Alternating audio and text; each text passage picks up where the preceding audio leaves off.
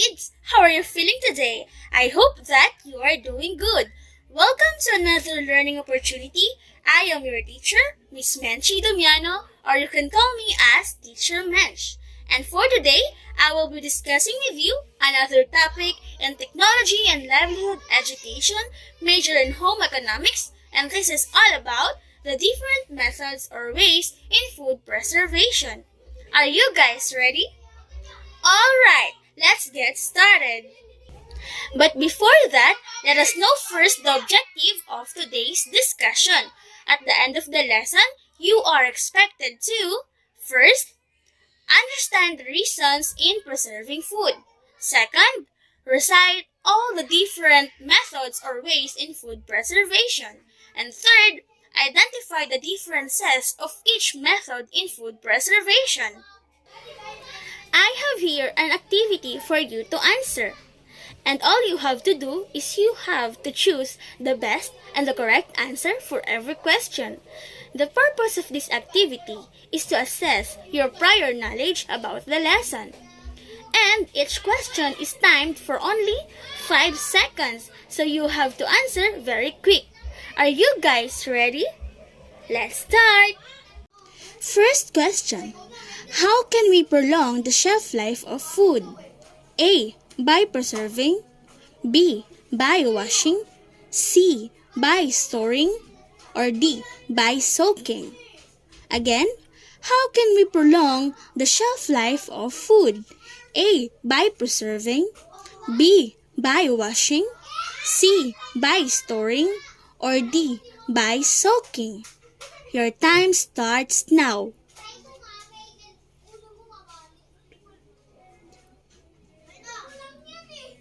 And the answer is A. By preserving. Second question. Food preservation is the process of preserving food for a long period of time, which can help avoid blank. A. Preservation. B. Availability of food. C. Food shortage. Or D. Less production. Again, food preservation is the process of preserving food for a long period of time, which can help to avoid blank. A. Preservation. B. Availability of food. C. Food shortage. Or D. Less production. Your time starts now.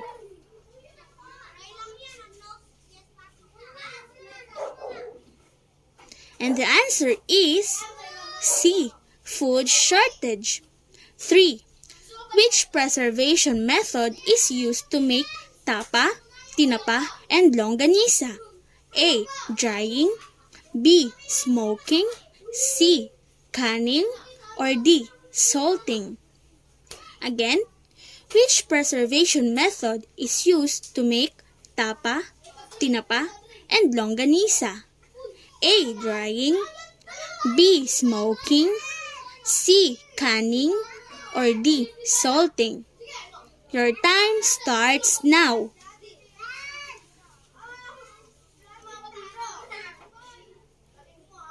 And the answer is letter B. Smoking. Number 4. In drying method, what element in food is removed? A. The nutrients of food. B. The color and odor of the food. C. The moisture content of the food. D. The taste and juiciness of the food. Again, the fourth question. In drying method, what element in food is removed?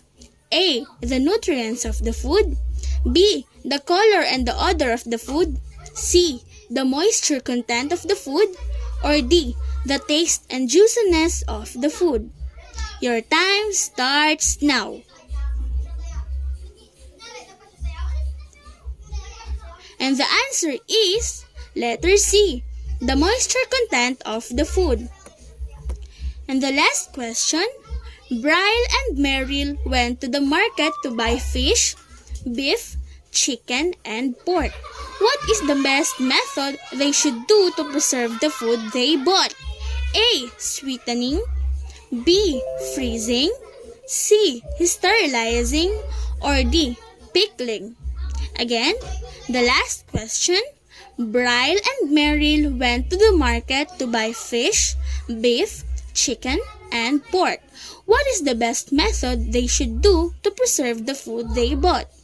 A. Sweetening, B. Freezing, C. Sterilizing, or D. Pickling. Your time starts now.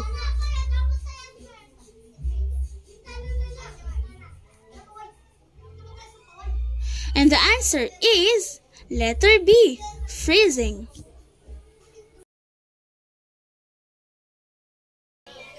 Did everyone get the correct answer? If not, you don't have to worry because there are more activities that I'm going to give you in order for you to gain more and deeper understanding about the lesson. Is that clear, my dear students? Alright. Food preservation is the process of preparing food for the future consumption by preventing its spoilage. Food preservation is the answer to the problem of inadequate food supply as well as the need for nutritious and palatable meals for the family. The goal of food preservation is the prevention of spoilage. Delay in the use of fresh foods alters its freshness, taste, and nutritive value. Spoiled food becomes unfit for use. Correct food preservation techniques can prevent spoilage and retain the nutritive value, natural color, and texture of the food. It is also very important to maintain the food sanitation. In today's lesson, we will know about this following question. First, what are the food that can be preserved? Second, do you have any idea of how these food are being prepared? And third, what are the different methods of food preservation you already know? So kids, you have to listen very carefully in order for you to answer these following questions once you were being asked by your teacher or even your classmate. Is that clear? Alright. For our next activity, we are going to play the word hunt. Are you guys familiar with this game? Good! In word hunt, you just have to loop all the words that you can see which is related with our topic in today's lesson. And you just have only 1 minute to loop all the 7 words that you can see, and you have to tell me what are those words. Is that clear? Alright.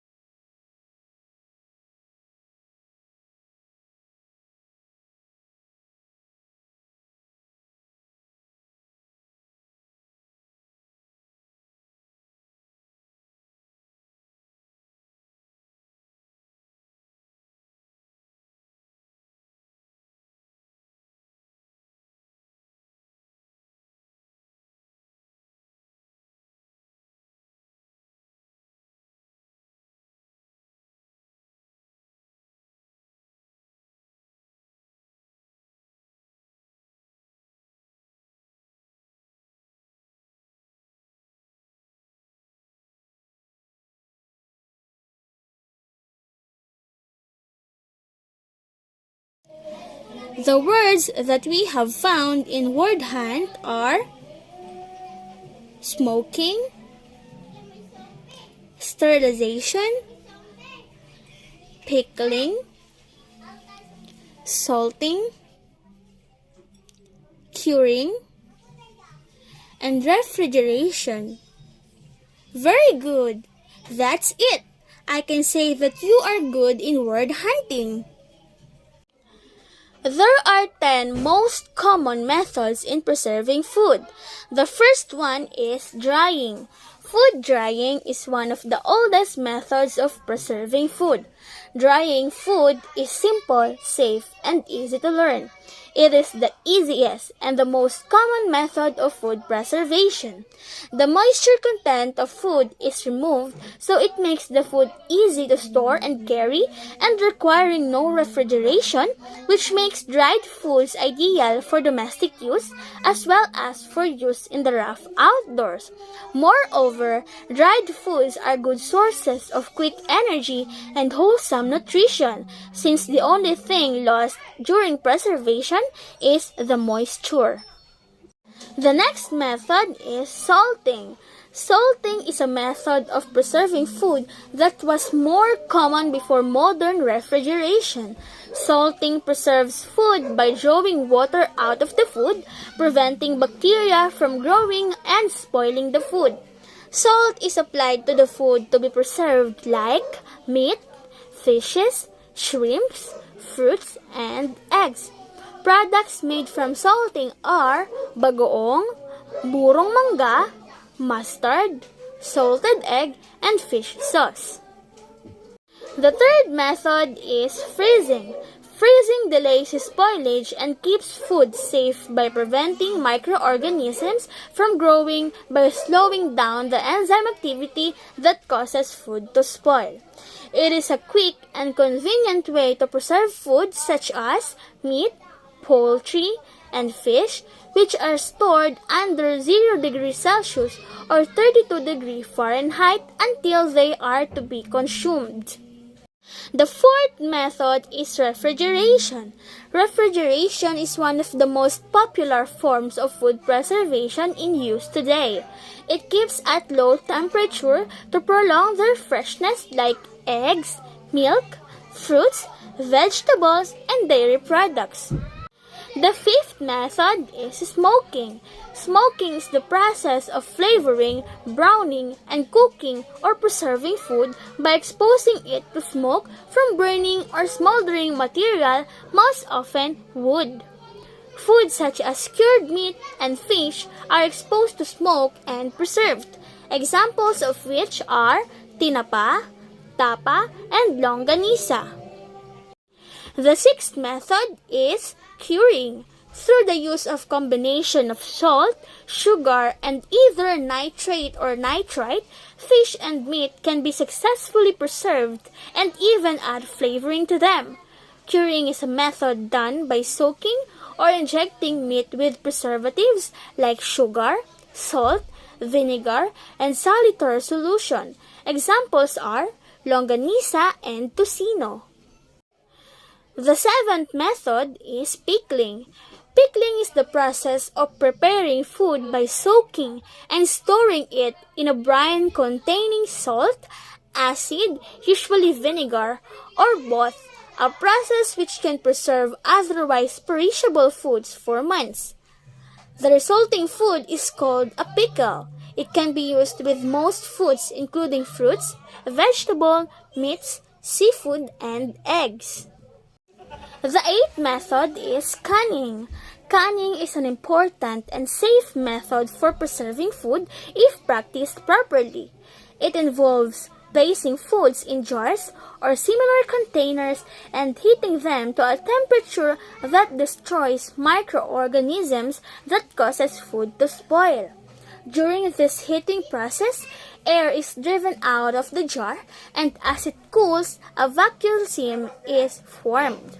This vacuum seal prevents air from getting back into the product, that bringing with it contaminating microorganisms. Sardines, tomato sauce, pineapple juice are examples of processed foods sealed in airtight cans. The ninth method of food preservation is sweetening or sugar preservation. Sweetening or sugar preservation is a food preservation method similar to pickling. Sugaring is the process of desiccating a food by first dehydrating it, then packing it with pure sugar. This sugar can be crystalline in the form of table or raw sugar, or it can be a high sugar density liquid such as honey, syrup, or molasses. And finally, the last method, sterilization. It is the process that involves using heat to kill microorganisms and bacteria. The food item must be handled properly to have shelf life of up to several years. Let us now proceed to the next activity. In this activity, all you have to do is to match the meaning in column A with its corresponding method or process in column B.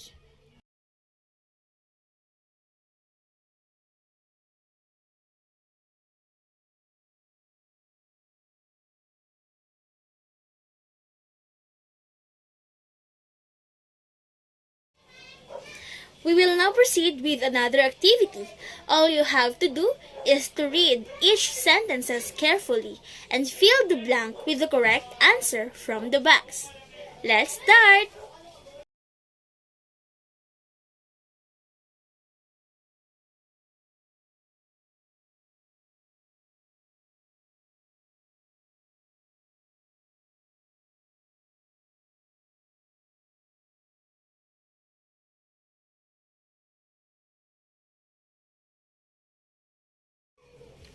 And now, to assess what you have learned in today's lesson, can I ask you to please complete the 3 following sentences that I'm going to show you.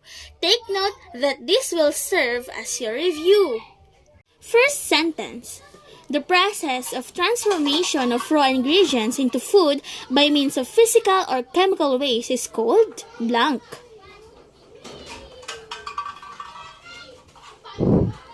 Very good. Food preservation. Number 2. The process of treating and handling food in such a way as to stop or greatly slow down spoilage to prevent foodborne illness and extend its shelf life is called blank. Very good. Food preservation again. Number 3. The different ways of food preservations are blank.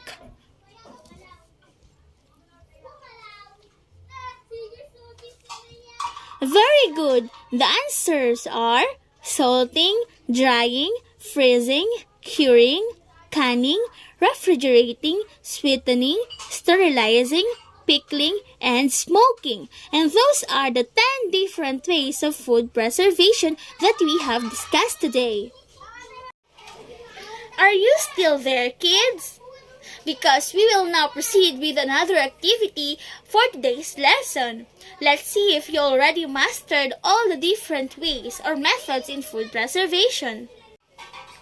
In this activity, I'm going to show you pictures of different kinds of food and you're going to tell me if what method can be applied on each kind. And for the hint, each picture can be answered by one or more method in food preservation. Get it? Game!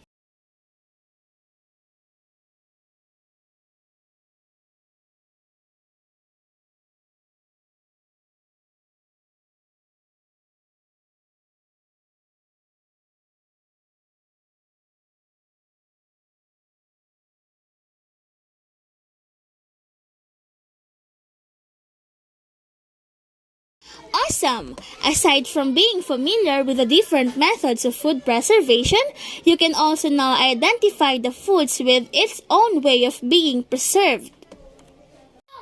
For our assessment part, kindly read each item carefully and choose the letter of the correct answer. Let's start! For the first question, which product are example of salting? A. Bagoong, salted eggs and tinapa. B. Burong mangga, fish sauce and ham. C. Bagoong, salted eggs and longganisa. Or letter D. Bagoong, burong mangga and salted egg. Very good. Letter D. Bagoong, burong mangga and salted egg are example of salting. Number 2. What method of food preservation can be used for kamyas? A. Pickling. B. Salting. C. Sweetening. Or letter D. Curing.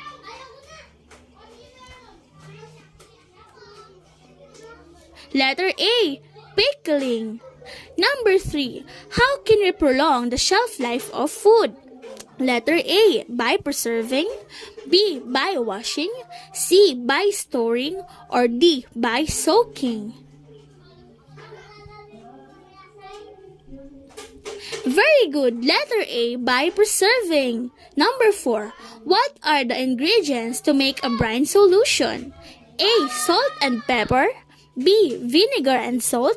C, vinegar and soy sauce. Or letter D, soy sauce and pepper. Very good. Letter B, vinegar and salt. Number 5. Food preservation is the process of preserving food for a long period of time which can help to avoid blank. A, preservation. B, availability of food. C, food shortage. Or D, less production. Very good. Letter C, food shortage. Number 6.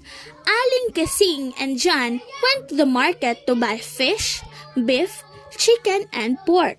What is the best method they should do to preserve the food they bought?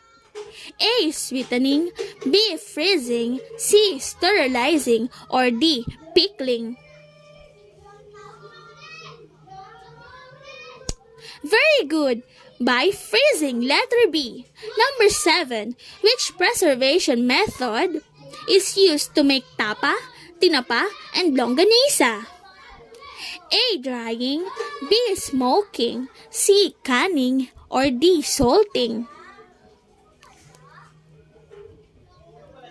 Letter B, smoking. Number 8. What is the importance of vacuum sealing in preserving food? A, it prevents air from getting back into the product, bringing with it contaminating microorganisms. B, it helps prolong the freshness of the product. C, it contaminates the container or the jar. Letter D, prevents food from getting spoiled. Letter A, it prevents air from getting back into the product, bringing with it contaminating microorganisms. Number 9. In drying method, what element in food is removed? A, the nutrients of the food. B, the color and the odor of the food. C, the moisture content of the food. Or D, the taste and the juiciness of the food.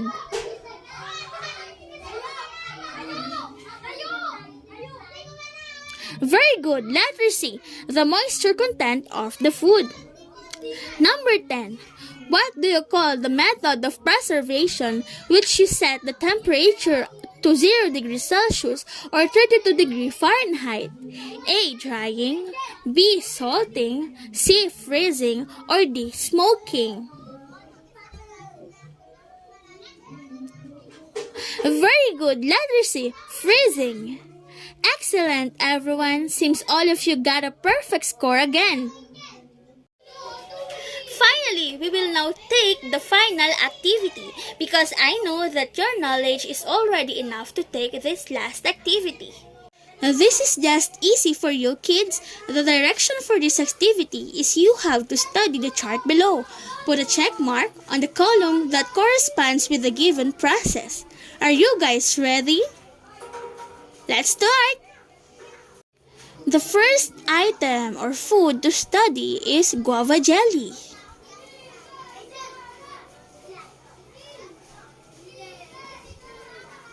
Very good. Put the check mark on the sweetening column. Number 2, dried dilis. Very good. Put the check mark on the drying column. Number 3, salted egg. Very good. Put the check mark on the salting column. Number 4, tinapa.